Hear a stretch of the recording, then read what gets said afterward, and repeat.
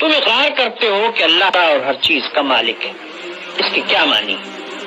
اس کے معنی یہ ہیں کہ تمہاری جان تمہاری اپنی نہیں، خدا کی ملک ہے۔ تمہارے ہاتھ اپنے نہیں، تمہاری آنکھیں اور تمہارے کان اور تمہارے جسم کا کوئی عضو تمہارا اپنا نہیں۔ یہ زمینیں جن کو تم جوتتے ہو، یہ جانور جن سے تم خدمت لیتے ہو، یہ مال اسباب جن سے تم فائدہ اٹھاتے ہو، ان میں سے بھی کوئی چیز تمہاری نہیں۔ ہر چیز خدا کی ملک ہے اور خدا کی طرف سے عطیے کے طور پر تمہیں ملی۔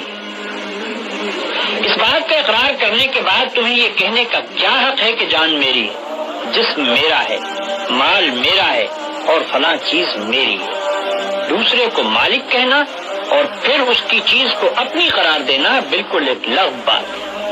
اگر در حقیقت یہ بات سچے دل سے مانتے ہو کہ ان سب چیزوں کا مالک خدا ہی ہے، تو اس سے دو باتیں خود بخود تم پر لازم ہو جاتی ہیں۔ ایک یہ کہ جب مالک خدا ہے اور اس نے اپنی ملکیت امانت کے طور پر تمہارے حوالے کی ہے، تو جس طرح مالک کہتا ہے اسی طرح ان چیزوں سے کام لینا چاہیے۔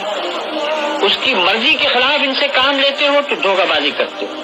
تم اپنے ان ہاتھوں اور پاؤں کو بھی اس کی پسند کے خلاف ہلانے کا حق نہیں رکھتے۔ تم ان آنکھوں سے بھی اس کی مرضی کے خلاف دیکھنے کا کام نہیں لے سکتے۔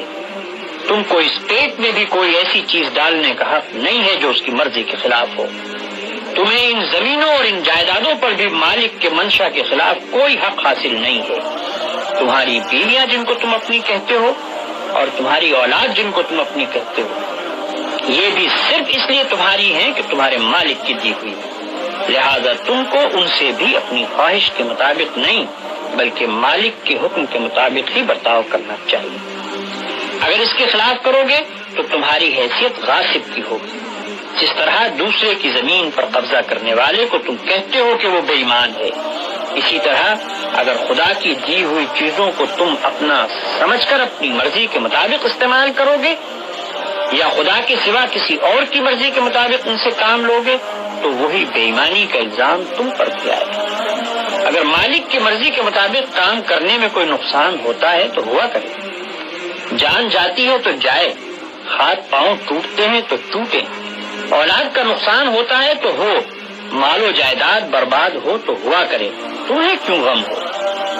جس کی چیز ہے وہی اگر نقصان پسند کرتا ہو تو اس کو حق ہے